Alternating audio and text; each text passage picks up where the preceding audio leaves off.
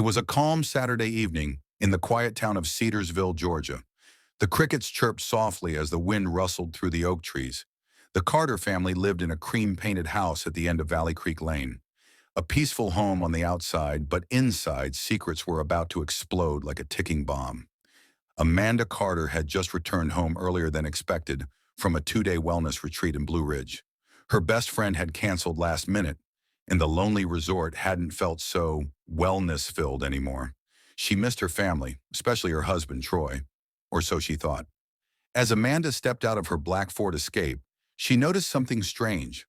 Her mother's silver SUV was parked on the far end of their driveway. Her mother, Donna Mitchell, was supposed to be in Atlanta that weekend for a church retreat. Amanda squinted through the tinted car windows. Purse, shawl. Yep, it was her mom's vehicle. With a flutter of concern in her chest, Amanda tiptoed toward the house. It was 8:44 p.m.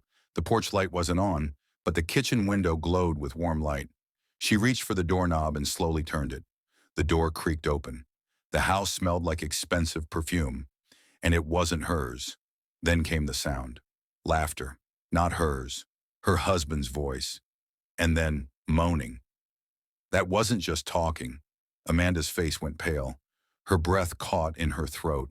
She tiptoed down the hallway, trembling. Her hands shook as she reached for the master bedroom door. It wasn't locked. She pushed it open, slowly, painfully. There they were, her husband Troy and her own mother Donna, wrapped in each other's arms on the same bed she shared with him for 10 years. Amanda gasped. Donna screamed. Troy sat up, trying to cover himself, guilt all over his face. "Amanda, baby, please!" But Amanda was already running, her vision blurred by tears. She didn't say a word. She didn't scream. She just ran, out the door into the street. Her world collapsed that night. She didn't answer phone calls, didn't come back home for 2 full days. And then, on the 3rd day, the police were called to the same home by a neighbor who heard a single gunshot around 1 a.m. When officers arrived, they found the front door open and 2 bodies in the living room. Troy Carter, dead from a single gunshot to the chest. Donna Mitchell, bludgeoned with a blunt object, blood soaked into the carpet. And Amanda, nowhere to be found. The case quickly captured local news headlines. Mother-daughter love, triangle ends in blood. Husband caught between 2 women, both dead. Where is Amanda Carter? That's when Detective Marcus Lane was called in, a seasoned investigator from Atlanta PD, known for solving cold cases and exposing family secrets. Marcus took one look at the crime scene photos and said, "This wasn't just a crime of passion. Someone wanted this to end messy, real messy." And so began the twisted journey to uncover the truth, a truth no one was ready for. The more perfect a family looks on the outside, the deeper the cracks run inside.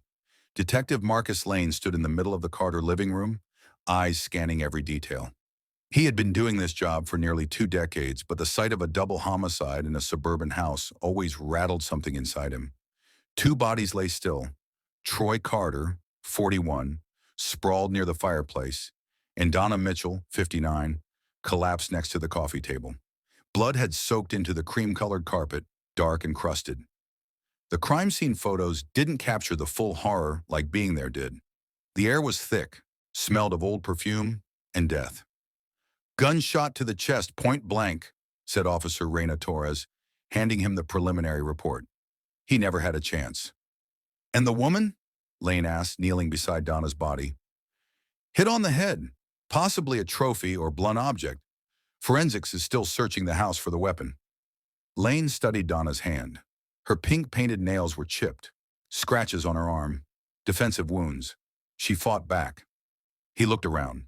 There were signs of a struggle, overturned lamps, a shattered wine glass, smudges of blood on the wall near the family portrait. Lane stood up and walked to the fireplace mantel. Photos of Amanda and Troy smiled back at him, wedding pictures, vacation shots, and one recent family dinner with Donna seated between them. "This house was full of lies," Lane muttered. Vehicle, black Ford Escape, Georgia plates. Amanda Carter hadn't been seen since the night she supposedly caught her husband and mother together. The neighbors reported hearing a loud argument 3 nights ago, but no gunshot until the early morning hours 2 days later. This meant one thing to Lane. Amanda didn't act in the heat of the moment. If she was involved, she had time to think. Check phone records, he told Torres. Text messages, GPS data, anything that places Amanda in this house or away from it during that time. Already on it, she nodded. Lane made his way upstairs. He needed to understand Amanda better. Her world had collapsed. He knew that feeling well. His own wife had walked out on him years ago, taking their daughter with her.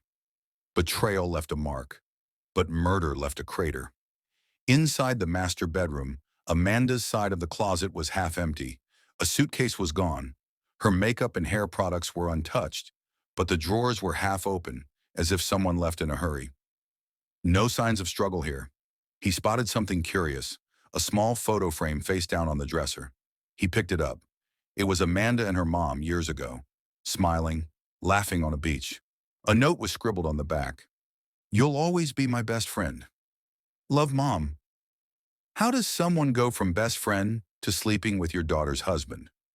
Lane took a deep breath. This case wasn't just about murder. It was about betrayal on a level most people couldn't handle. Back downstairs, forensics had just pulled a partial fingerprint off the gun found near Troy's body. It was a .38 revolver, registered to Donna Mitchell. Donna owned the gun? Lane asked. Yeah, Torres confirmed. Bought it after her divorce. Said she kept it in her car glove box. That meant whoever used it either knew she had it or had access to her car. Start pulling surveillance footage from nearby streets, Lane ordered. Let's find that Ford Escape. As they packed up, Torres looked uneasy. You think Amanda did it? Lane's eyes narrowed. I think Amanda disappeared. And when someone runs, they either have something to hide or something to fear. He walked toward the front door, pausing to look one more time at the blood-soaked rug. One thing's certain, he said. This family didn't die in one night. They died a little every day, until someone finished the job.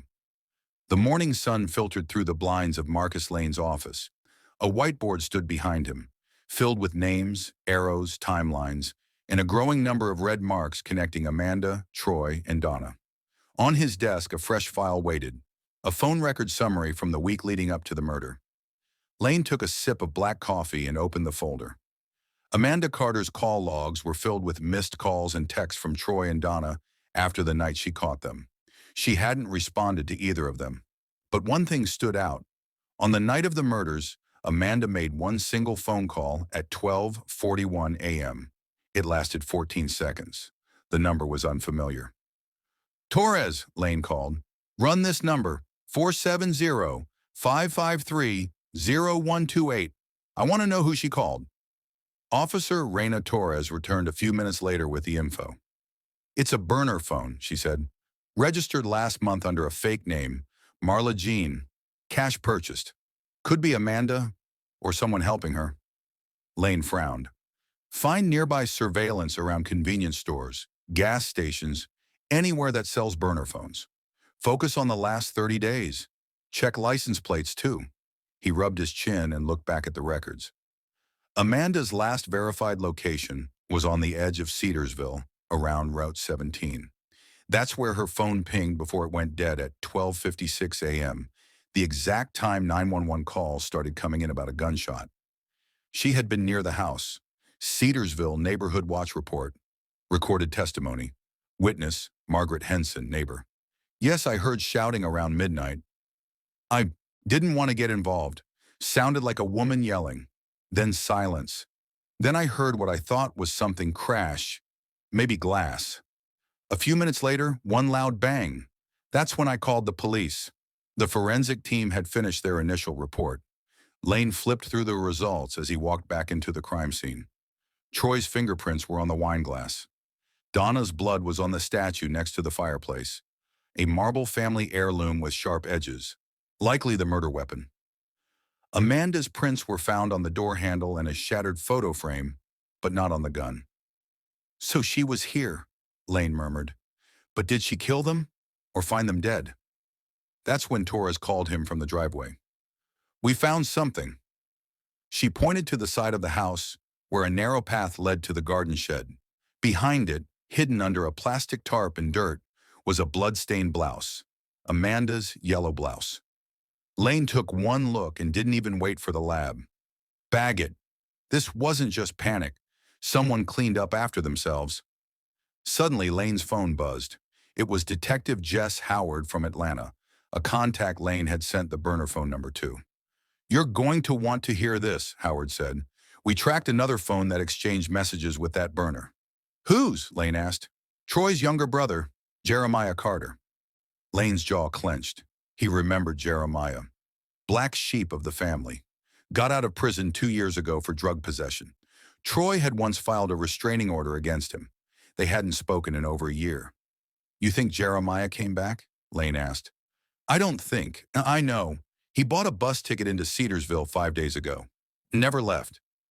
Lane hung up and stared at the photo of the crime scene again. Troy, Donna, Amanda. Jeremiah? Something bigger was going on, and Marcus Lane was just starting to peel back the rotten layers of the Carter family. Jeremiah Carter stepped off the Greyhound bus 5 days before the murders. No one saw him arrive, and he didn't want to be seen. He had no bags, no phone registered in his name, and he paid cash for the ticket. Now Detective Marcus Lane stood in front of a small motel on the edge of Cedarsville, looking up at the flickering neon sign that read, Oak Ridge Inn, weekly and monthly rates. Jeremiah had checked in under the name J.M. 2 nights before Troy and Donna were killed. Room 6 was quiet. Lane knocked twice, then announced, "Police!" No answer. Officer Torres circled around back while Lane waited. Moments later, she called out, "Back window's been forced open. He's gone." Inside the room, Lane saw signs of a quick escape. An open drawer, food wrappers, a half-burned cigarette still in the ashtray. But there was something more. Under the mattress, Lane pulled out a leather-bound notebook. Inside were scattered writings, angry rants, poems, letters that never got mailed. One entry stood out. "They took everything from me. Troy turned his back. Donna lied. Amanda acted like she didn't know. But I know, I saw it, and I'll make them all pay." Lane's pulse quickened. Jeremiah wasn't just a visitor. He had a motive. Back at the station, Lane spread out the Carter family tree on the whiteboard again. Troy Carter, husband, dead. Donna Mitchell, mother-in-law, dead. Amanda Carter, missing. Jeremiah Carter, brother, fugitive. Motive, revenge. Opportunity, yes. He was in town. Means, unknown but possible. But how did he connect to Amanda? Torres walked in with a new lead. "Detective, we found surveillance footage from a gas station 2 miles from the Carter home. Timestamp, the night of the murders. A black Ford Escape pulls in. Amanda gets out. She meets a man, short dreadlocks, medium build, tattoos on his neck. She placed still shots on the desk.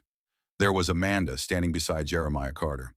They talk for 5 minutes, no sound, but you can see Amanda hand him something. A small black item, maybe keys. Then she drives off. So Amanda met with Jeremiah, possibly gave him access to the house. Now the picture was changing. Lane sat in silence for a moment. The evidence didn't point to a single killer. It suggested a plan, a shared one. Could Amanda have invited Jeremiah to confront Troy? Did it spiral into murder? Blood-stained yellow blouse confirmed to be Amanda's. DNA match. Partial fingerprint match on tarp. Belongs to Jeremiah Carter. Found, empty plastic gloves box, wet wipes, and a burnt piece of paper. The paper was carefully reconstructed. It looked like a note. He promised her things. Told her mom loved him too. They were laughing. Playing you. She snapped. Lane felt a chill. She snapped. Who wrote that note? Amanda? Jeremiah? Or both? It was now clear. Amanda may not have pulled the trigger, but she may have known what was coming. Cedarsville Motel, security camera footage, June 9th, 6:03 p.m. Jeremiah walks out of room 6. Amanda follows 10 steps behind him. They speak for 1 minute. Then she hands him a piece of paper. He folds it and walks off. Amanda never returns. The phone in Lane's office rang. It was the forensic lab. "We ran blood traces found in the bathroom sink at the Carter residence. Not Troy's, not Donna's." Lane stood still. "Amanda's?" he asked. No, the voice on the line said. It's Jeremiah Carter's. The town of Cedarsville had gone from quiet to haunted. News vans lined Valley Creek Lane, reporters speculating about love affairs, hidden brothers, and a missing wife. Everyone had questions. Only one person had answers, and she had vanished. Detective Marcus Lane stood in Amanda Carter's childhood bedroom inside Donna Mitchell's old house, a modest two-bedroom cottage on the east side of town. The walls were still painted light purple, posters of ballet dancers and Broadway shows yellowed with age. This room hadn't changed in years. Neither had some of the secrets Amanda left behind. He opened a dusty jewelry box and found a folded letter addressed to Mom. The letter wasn't new, dated 5 years ago, but it revealed something disturbing. I saw you kiss Troy in the garage. You said it was nothing, but I saw the way you looked at him. I don't know how long it's been happening, but I don't trust either of you. I'm pretending to be fine, but inside I'm breaking. If you keep doing this, I swear, one day I'll disappear and you'll never find me. Lane's jaw tightened. This betrayal wasn't new. It had been festering for years. Amanda had lived in a silent storm, watching her husband and her own mother betray her again and again. The confrontation on the night she returned from her trip wasn't the beginning. It was the end. Torres entered Lane's office, laptop in hand. We found her, she said. Amanda bought a bus ticket 2 hours after the murders.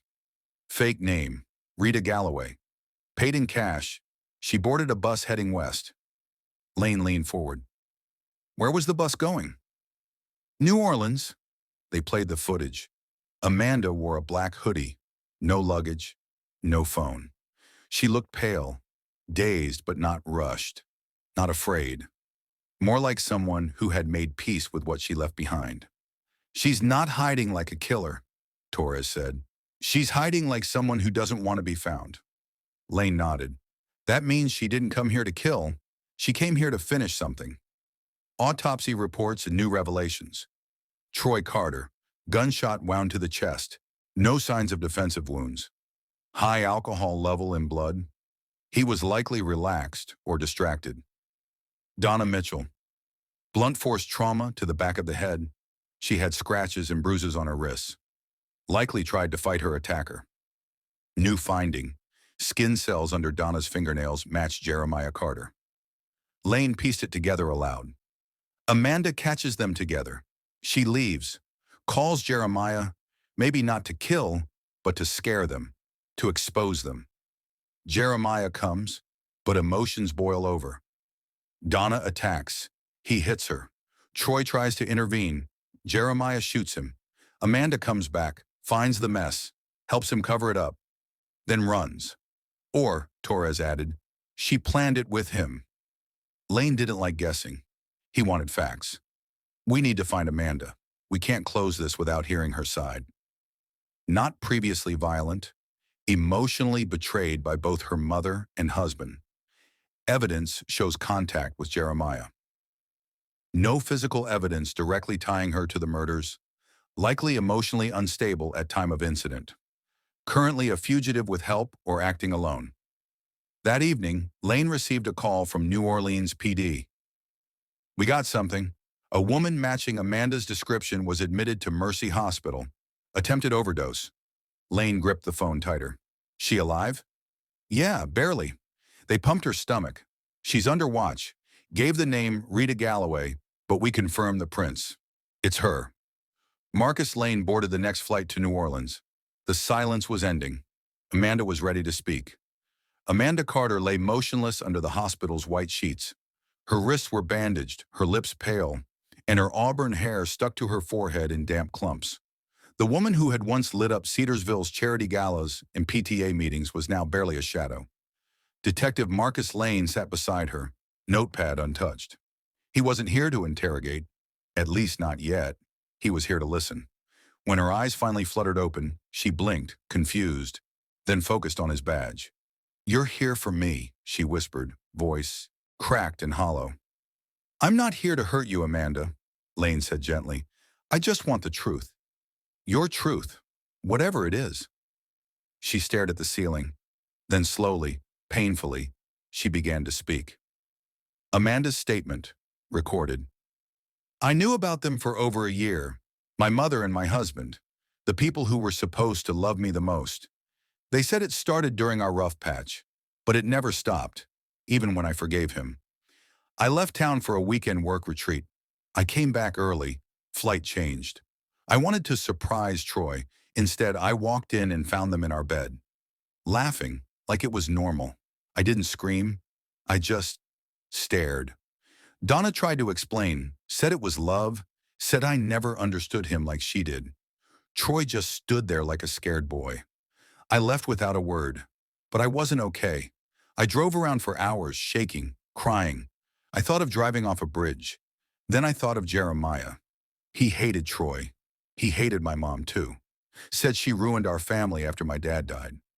I hadn't spoken to him in years, but I called him, gave him the whole truth. He didn't say much, just asked, "Where are they?" I didn't tell him to kill them. I swear, I told him I wanted them to feel the pain I felt, that I wanted someone to see what I saw. I thought maybe he'd confront them, maybe scare them, teach them a lesson. But when I got home that night, the house was quiet. I found Mom first. She was cold. Her eyes were still open. I started screaming. That's when I saw Troy. Blood, so much blood. I saw Jeremiah sitting on the floor holding the gun, crying. He looked up at me and said, "I didn't mean to. She came at me. He tried to run."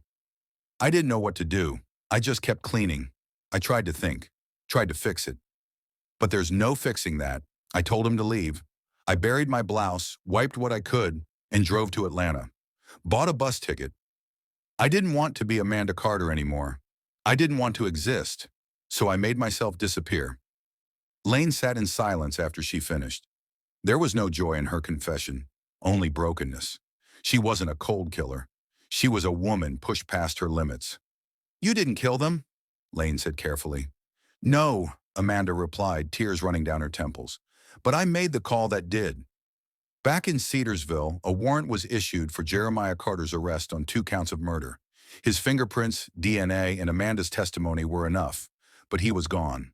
Gone like Amanda had once tried to be. Lane issued a federal alert. "He won't stay hidden forever," he told Torres. "He's a ticking time bomb." Torres nodded. "And Amanda? Accessory after the fact. But the DA may go light, especially after all this." Lane looked out the window of the hospital room. Truth had finally come to light. But justice? That would take a little longer to catch up. 6 months later, Cedarsville looked the same on the outside. But inside, nothing felt the same. 2 graves sat in the town cemetery, side by side. Troy Carter and Donna Mitchell. Neither was well visited. Amanda Carter, now pale and thinner than before, walked slowly to a courtroom in Atlanta. Cameras flashed, reporters shouted her name, but she kept her head low. She wasn't here to fight. She was here to close the book. Inside courtroom 2B, Detective Marcus Lane sat quietly behind the prosecution table. His case had made headlines. The mother, the husband, the other brother, murder in Cedarsville. Jeremiah Carter was still at large. U.S. Marshals had tracked him to Mississippi, then lost him. Rumors claimed he crossed the border. Others swore they saw him in Detroit. But Lane knew one thing. Guilt would follow Jeremiah wherever he went. Amanda had agreed to a plea deal, accessory to manslaughter and obstruction of justice. The DA considered her emotional state, betrayal, and full cooperation. She would serve 12 months in a rehabilitation facility, not prison. Court transcript. Amanda Carter's statement to the judge. "I don't stand here as an innocent woman. I was broken. I was angry. But I let my pain guide someone else's violence. That's something I'll live with every day. I didn't hold the gun, but I helped hide the truth. I loved my mother. I loved my husband. And they destroyed that love. But I never wanted them dead. I only wanted the lies to end. I hope one day I can forgive myself. I don't expect anyone else to." The judge nodded, solemn. "You are not excused from responsibility, but the court recognizes your honesty and the psychological weight of betrayal. Let this be a beginning, not an end." Gavel slammed. 2 weeks later, a letter arrived at Lane's desk. No return address. Inside was a postcard. On the back, written in rough handwriting, "You win this round, detective. But some truths ain't meant for courts. I did what she couldn't. Now I disappear like the rest of them. Don't come looking. Jay." Lane studied it for a long time, then placed it in a drawer.